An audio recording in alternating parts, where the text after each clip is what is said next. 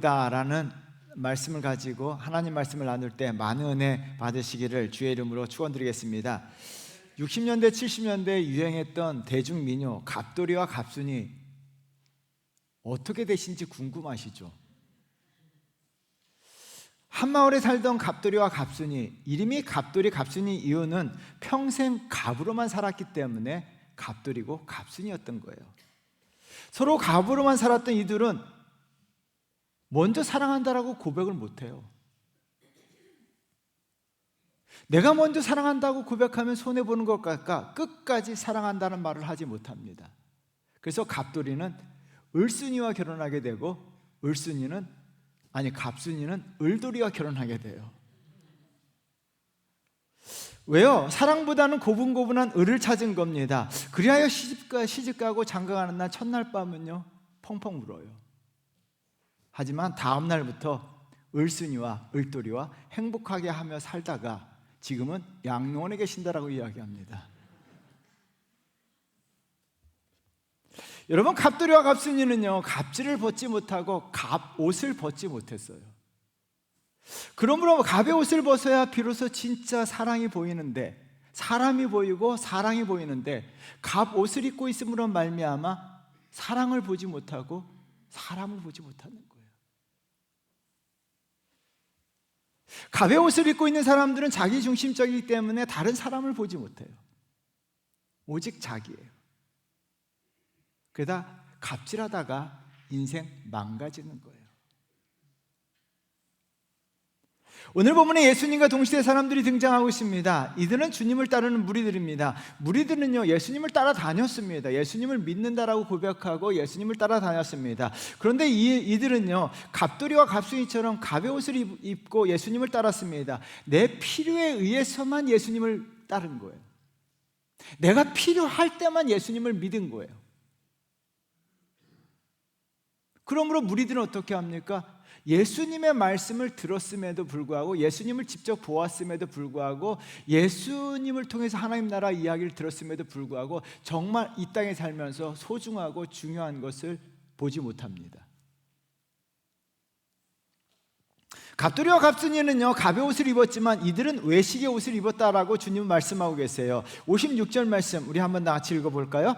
외식하는 자여, 너희가 천지의 기상은 분간할 줄 알면서 어찌 이 시대는 분간하지 못하느냐. 외식하는 자여라고 이야기합니다. 무리들을 향해서 외식하는 자라고 이야기하는데요, 이 단어 외식이라고 하는 단어는 위선자, 겉과 속이 다른 이중적 모습을 보이는 자라는 뜻을 가지고 있으면서요, 두 번째 더 중요한 오늘 본문에서 나타날 뜻은요, 자신의 어리석음을 깨닫지 못하고 있으면서 안다고 하는 거예요. 아는 척하는 자들.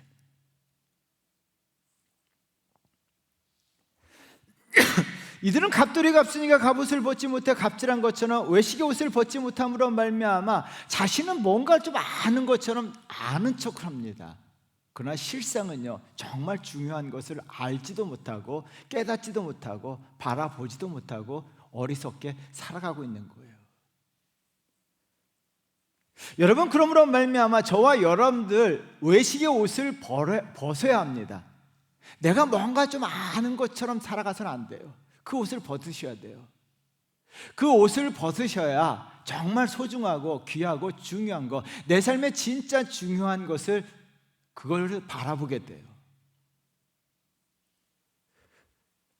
오늘 본문에서 외식의 옷을 벗으면 비로소 보이는 것이 무엇인지 예수 그리스도께서 가르쳐주고 계시는데요, 첫 번째는요 외식의 옷을 벗으면요 마지막 때가 보입니다. 영국의 경제학자 앤드루 오스왈드 교수는요 나이와 행복의 상관관계를 영어 U자로 표현했습니다. 그래서 이 오스왈드 교수는요 전 세계 80개국 200만 명을 대상으로 설문조사를 했어요. 어마어마한 조사죠. 그의 논문에 따르면요 남녀 모두 44세의 행복도가 가장 낮았습니다. 그래서 U자 맨 바닥이 44세예요 44세를 기점으로 해서 행복도가 어릴 때는 높다가 점점 내려갑니다. 44세까지 내려가다가 44세를 기점으로 해서 행복도가 올라가는 거예요. 조사 대상이었던 80개국 가운데 72개국이요. 72개의 나라가 44세를 기점으로 행복도가 올라가고요. 단 8개 나라만이 행복도가 밑으로 계속 내려간다는 거예요.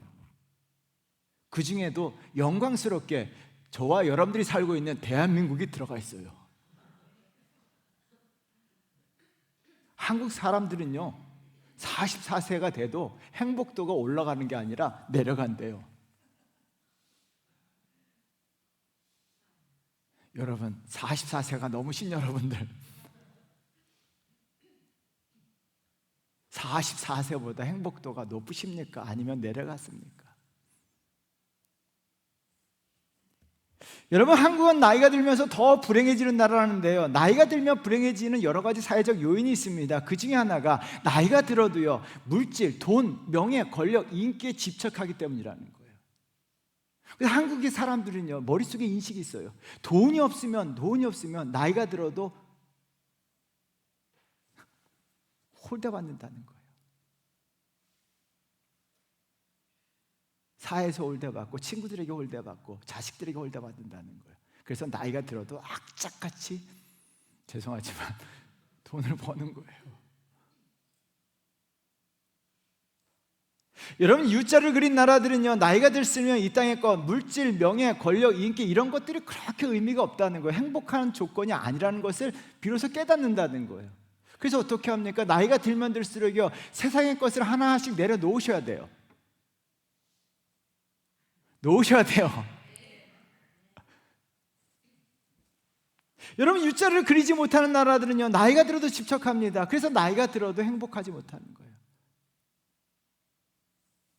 44세가 지난 여러분들, 다시 한번 말씀드립니다. 여러분, 행복하십니까? 딱 한 분만 대답하네요. 아니면 정말 계속적으로 불행함을 느끼십니까?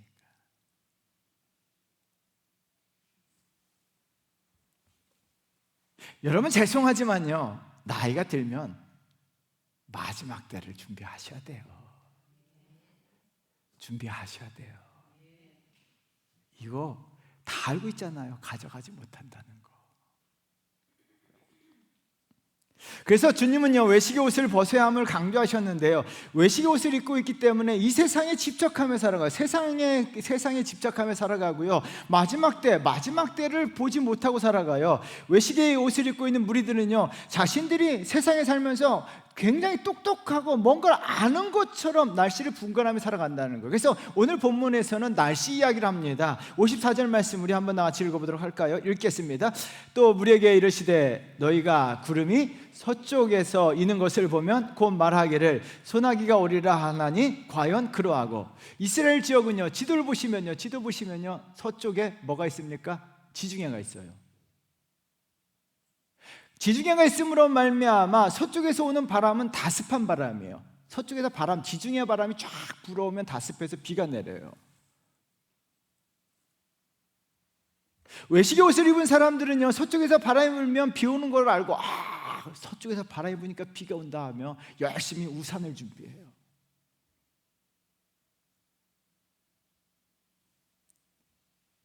그리고 자신이 우산을 준비한 것을 굉장히 똑똑하고 자부심을 가졌습니다. 자, 저 사람들은 우산 준비 못했는데 나는 서쪽에서 바람이 부는 것을 알고 미리 우산을 준비했다. 그리고 우산을 이렇게 높이 쳐들고 다녀요. 얼마나 자랑스럽습니까? 남들이 알지 못하는 놀라운 지식을 알고 있는데. 55절도 읽어볼까요? 읽어보도록 하겠습니다. 남풍이 부는 것을 보면 말하기를 심히 더우리라 하나니 과연 그러하리라. 팔레스타인 남쪽은요, 아라비아 사막이 있습니다. 사막에서요, 이 뜨거운 바람이 불어와요. 그래서 좀 뭔가 아는 사람들은 어떻게 합니까? 남쪽에서 바람이 불면 더울 줄 알고 부채를 준비합니다. 그리고 부채를 이렇게 쫙 붙이고 다녀요. 남들이 보라고. 너희들 준비 안 했지? 나는 했어.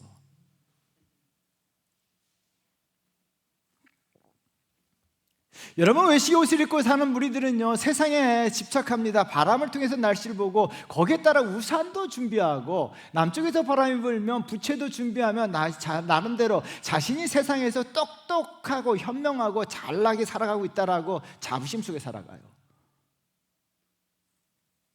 그러나 그들은요, 더 중요한 것을 보지 못하고 준비하지 못하고 살아갑니다. 그래서 주님의 그들의 모습을 보고요, 이렇게 말씀하세요. 여러분 56절 말씀 우리 한번 같이 읽어보도록 할까요? 읽겠습니다. 외식하는 자여, 너희가 천지의 기상은 분간할 줄 알면서 어찌 이 시대는 분간하지 못하느냐. 천지의 기상은 분간하면서, 분간하다는 영어 성경엔 어널라이즈예요. 연구하고 분석하고 결과를 만들어내고 준비한다는 거예요. 대단한 열정이죠. 세상에 잘 살기 위해서요, 세상에 잘 살기 위해서 연구합니다. 분석하고요, 사회를 분석하고 경제를 분석하고 연구합니다. 그리고 철저하게 준비합니다. 그러면 살아간다는 거예요. 그러나요, 시대, 더 중요한 시대는 바라보지 못한다는 거예요. 여러분, 여기서 시대라고 하는 단어는요, 예수 그리스도께서 카이로스라고 하는 헬라어를 사용하셨는데요, 카이로스 많이 들어보셨어요? 일반적으로 시간의 순서를 이야기합니다. 연대기적 순서를 카이로스라고 이야기하는데, 오늘 본문에서는 결정적 시점을 이야기합니다. 굉장히 중요한 단어예요. 사람의 운명과 관련된 결정적 시점이 온다는 거예요. 즉 어떻게 합니까? 인간의 마지막 때가 온다는 거예요.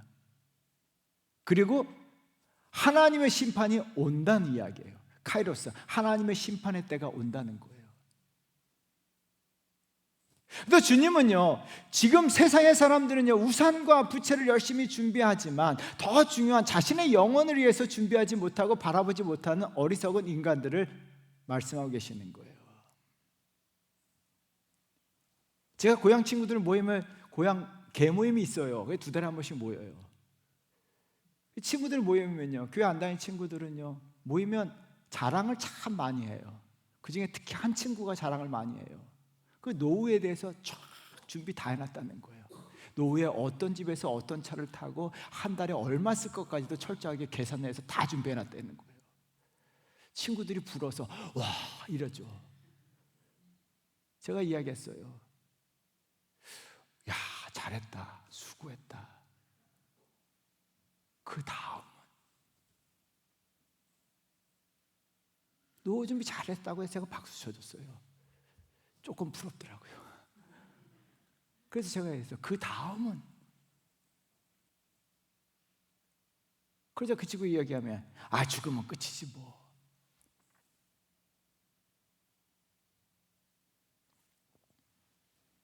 여러분, 죽음이 끝이라고 생각하기 때문에 이 땅의 것에 대해서는 철저하게 준비합니다. 저와 여러분들은 알고 있죠? 죽음이 끝이 아닙니다. 죽음이 끝인가요? 죽음이 끝이 아니에요. 우리 히브리서 9장 27절 말씀 한번 읽어볼까요? 오늘 본문과 연관되어 있는 말씀이에요. 예수님께서 하신 말씀이에요. 읽어보겠습니다. 한 번 죽는 것은 사람에게 정해진 것이요. 한 번 더 읽어볼까요? 읽어보겠습니다. 한 번 죽는 것은 사람에게 정해진 것이요, 그 후에는 심판이 있으리라. 아멘? 아멘? 믿으십니까? 안 믿어도 괜찮아요. 안 믿어도 여러분 죽어요. 그리고 여러분 하나님 앞에 심판이 있습니다. 여러분, 우리는 세상에서 비가 올 것을 대비해 우산 준비하셔야 돼요. 노후 준비하세요. 노후 열심히 준비하세요. 노후에도 여유롭게 사세요. 그 다음도 준비하세요. 그 다음 준비하세요. 여러분, 외식의 옷을 입고 살아간다면요, 내가 뭔가를 알고 세상에 굉장히 똑똑한 척 살아간다면요, 그 다음을 준비하지 못하고 바라보지 못해요. 마지막 때를 보지 못해요. 징기스칸이 이런 말을 남겼습니다. 우리 한번 다 같이 읽어볼까요? 읽어보겠습니다. 내 자손이 비단 옷을 입고 벽돌집에 사는 날 내 제국이 망할 것이다. 여러분, 사람들은 벽돌집 안에서 비단 옷을 입고 사는 것이 집착합니다. 벽돌집 안에서, 그 안에서 비단 옷을 삼는 것이 로망이에요. 결국 징기스칸의 예언대로 벽돌집 안에서 비단 옷을 입고 살았지만 제국은 망했다는 거죠. 많은 사람들이 이 땅 안에서 비단 옷을 사고 사는 것을 로망으로 생각해요.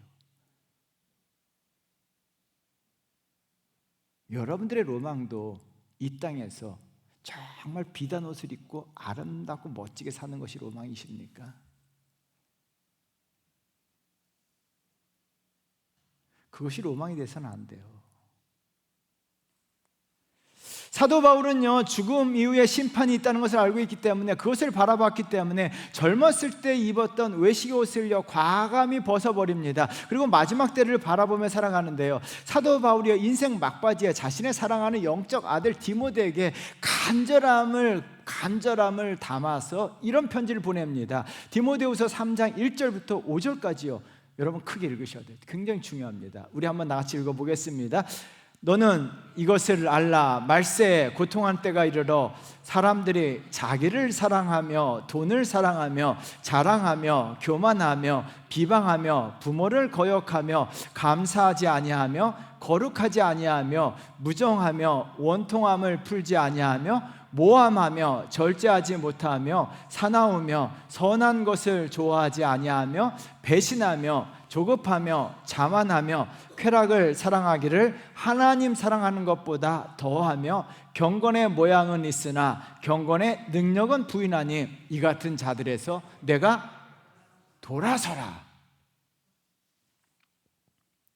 마지막 때를 준비하며 살아가는 성도가 어떻게 살아야 한다는 것을 강조하는데요, 경건의 모양 죄송합니다. 경건의 모양을 가지고 살지 말라는 거예요. 경건의 모양 어떻게 합니까? 경건의 흉내를 내며 살아가고 있어요.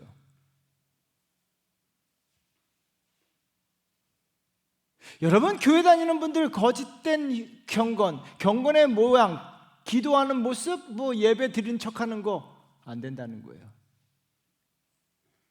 여러분, 마지막 때예요. 사람들은 돈을 사랑하며 자랑하며 교만하며 비방하며 거룩하지 아니하게 산다 할지라도 저와 여러분들은요 경건의 능력을 갖추며 살아야 한다는 것을 사도 바울은 강조하고 있어요. 마지막 때를 준비하는 성도들은요 경건의 능력으로 살아야 될 줄 믿습니다. 경건의 능력은요 두 가지입니다. 하나는요 경건의 생활화예요. 경건을 생활화하는 거예요. 말씀 보고 기도하며 찬양하며 사는 삶이에요. 두 번째 경건의 능력은요 진리의 말씀대로 살아가는 거예요. 진리의 말씀대로 살아간다는 것은 사도 요한이 이렇게 말씀하셨는데요, 요한계시록 1장 3절입니다. 우리 한번 나같이 읽어보겠습니다. 이 예언의 말씀을 읽는 자와 듣는 자와 그 가운데 기록한 것을 지키는 자는 복이 있나니 때가 가까웁니다. 여러분, 인간은 마지막 때가 옵니다. 하나님의 심판이 있습니다. 그럼으로써 마지막 때와 하나님의 심판을 바라보는 성도는요 경건의 능력으로 살아가요. 경건의 생활화하셔야 합니다. 하나님 말씀 보고 오늘 불렀던 찬양처럼 421장 찬송가처럼요 우리가 늘 성경 보고 늘 말씀 보고 기도하며 말씀대로 살아가려고 경건을 생활하셔야 돼요. 진리 안에서 사셔야 될 줄 믿습니다. 여러분, 이것을 준비하지 못하고요 여러분 세상에서 우산과 부채만 준비하다가는요 세상에서는 비단 옷을 입고 살지 모르지만 여러분 하나님 앞에 심판받게 돼요. 저와 여러분 이 땅에 살면서 경건함으로 마지막 때를 준비하면서 경건의 능력 있는 그리스도인으로 하나님 앞에 칭찬받고 인정받고 영광받는 귀한 성도 되시기를 주의 이름으로 축원드리겠습니다. 두 번째는요 호식의 옷을 벗어야 옳은 것이 보입니다. 여러분, 철학자 니체의 대표적인 책이 너무나 인간적이란 책이에요. 이 책에 보니까 니체가요 몇몇 죽은 자와 이야기하기 위해서 자신이 저승 여행을 떠났다라는 표현을 합니다. 저승에 가서요 네 쌍의 철학자를 만났습니다. 네 쌍의 철학자들은 서로 상반된 철학 개념을 가진 철학자들이에요. 에피쿠로스와 몽테뉴, 게테와 스피노자, 플라톤과 루소, 파스칼과 쇼펜하워를 만났다라고 이야기해요. 왜 니체가 이 네 쌍의 철학자를 만나길 원했는가? 이유는 간단합니다. 그들이 서로 옳고 그름에 대해서 논의하는 것을 보기 위해서요. 서로 상반된 주장을 합니다. 내가 자신이 옳다라고 이야기하는 것을 보기 위해서. 그리고 자신의 생각이 옳고 그름도 가르침받고 싶었다라고 말을 합니다. 니체는요, 한평생 동안 옳은 것이 무엇이고 그른 것이 무엇인가를 연구했던 학자입니다. 근데 결론을 내리지 못했죠. 무엇이 옳은 것인가?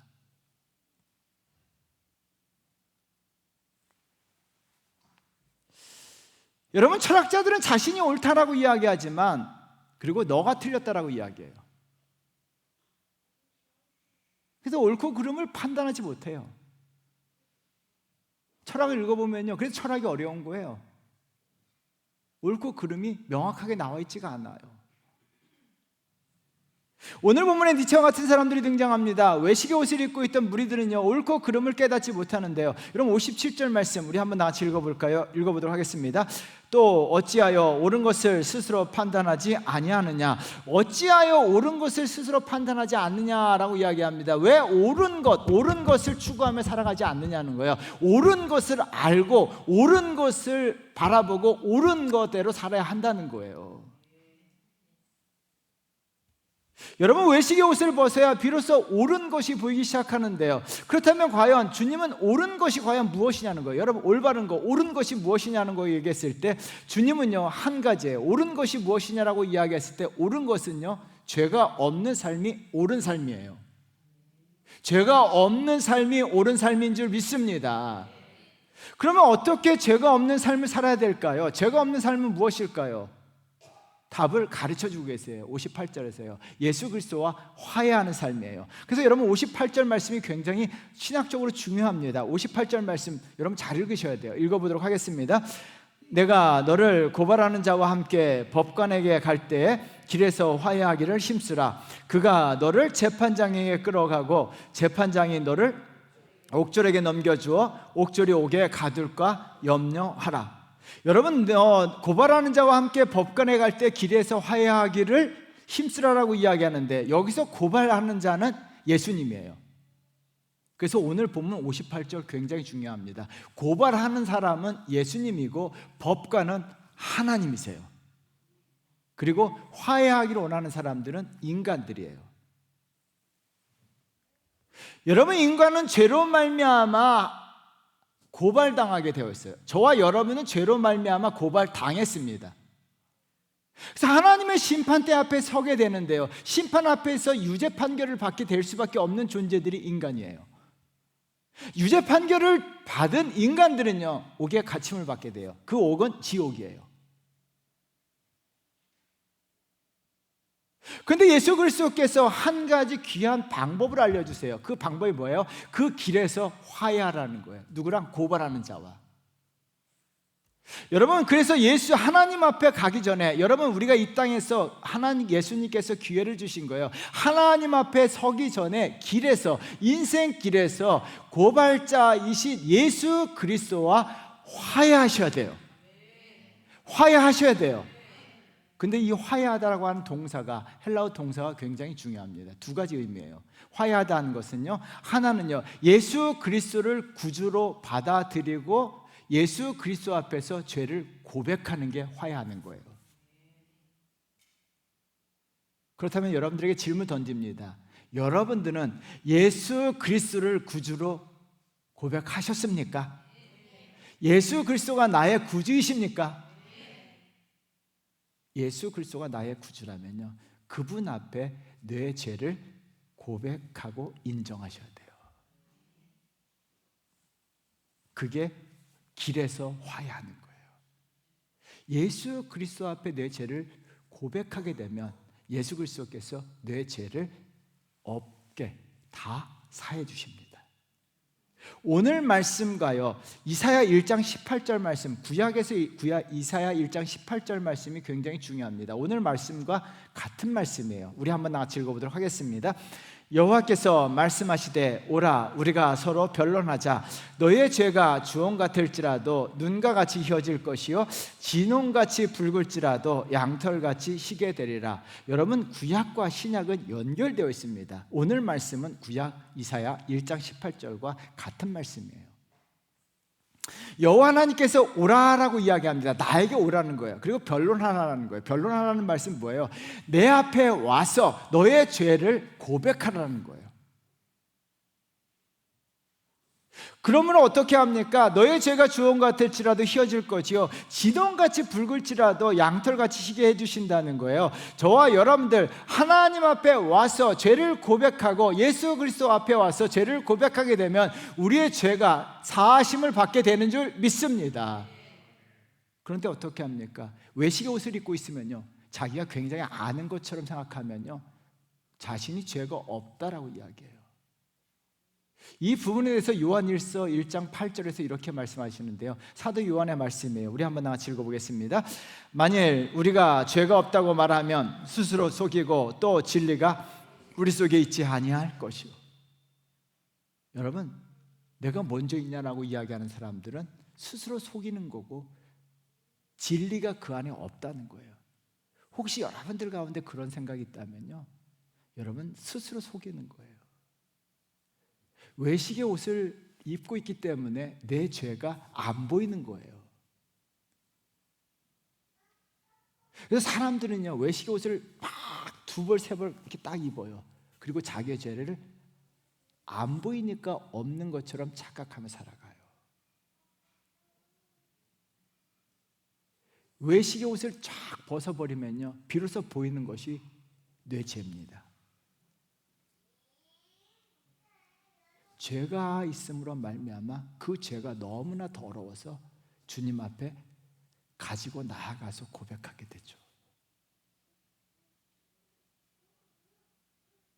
그래서 요한일서 1장 9절에서 이렇게 말씀하세요. 읽어보도록 하겠습니다.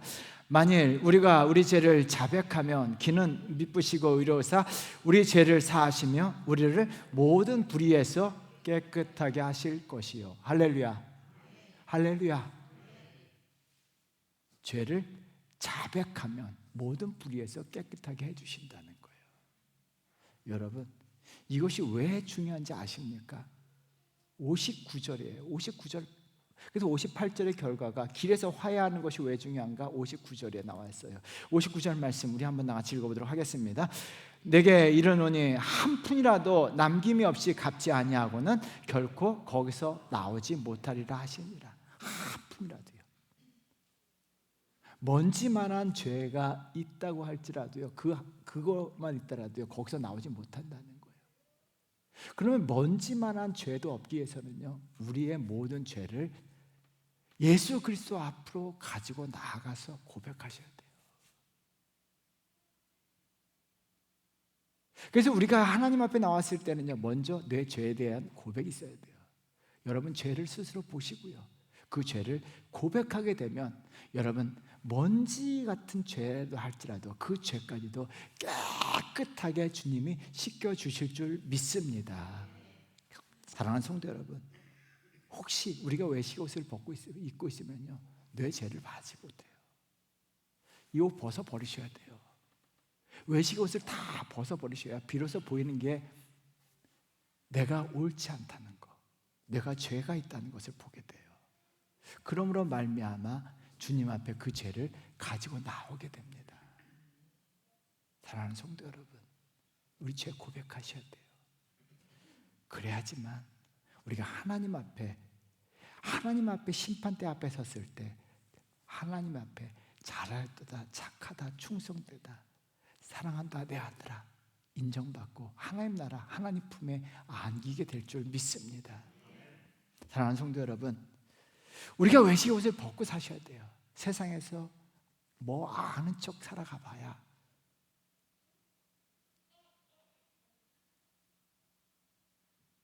아는 게 아니에요. 세상에 많은 것을 준비하고 와요. 서세원 씨의 죽음을 보고 많은 걸 깨달았어요. 한순간이에요. 저도 당뇨기 있기 때문에 주사 맞지 말아야겠다 생각보다도 한순간이에요. 그렇다면 죽음 이후에 심판이 있어요. 세상에 열심히 준비하고 살아봐야 하나님 앞에 갔다 어떻게 하겠냐는 거예요. 여러분, 외식의 옷을 버리면 내 마지막 때가 보이고요, 죽음과 심판이 보이게 돼요. 그래서 우리가 이 땅에 살면서 정말 중요한 것이 경건 생활이에요. 44세가 넘으신 분들, 제발 세상 것에 너무 집착하지 마시고요, 세상에서 열심히 살아가세요. 노후 준비하세요. 그러면서요, 이 경건을 놓지 마세요. 제발 경건 생활 놓지 마세요. 이 말씀 좀 보세요.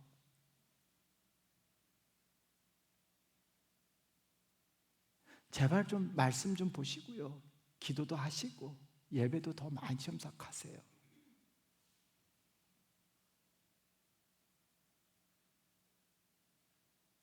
여러분, 세상에서 아무리 많은 것을 얻었다 할지라도 그것이 내 영생을 보장하지 못해요. 경건을 생활하시기를 주의 이름으로 축원드립니다. 그리고요, 사랑하는 성도 여러분, 죄를 보셔야 돼요.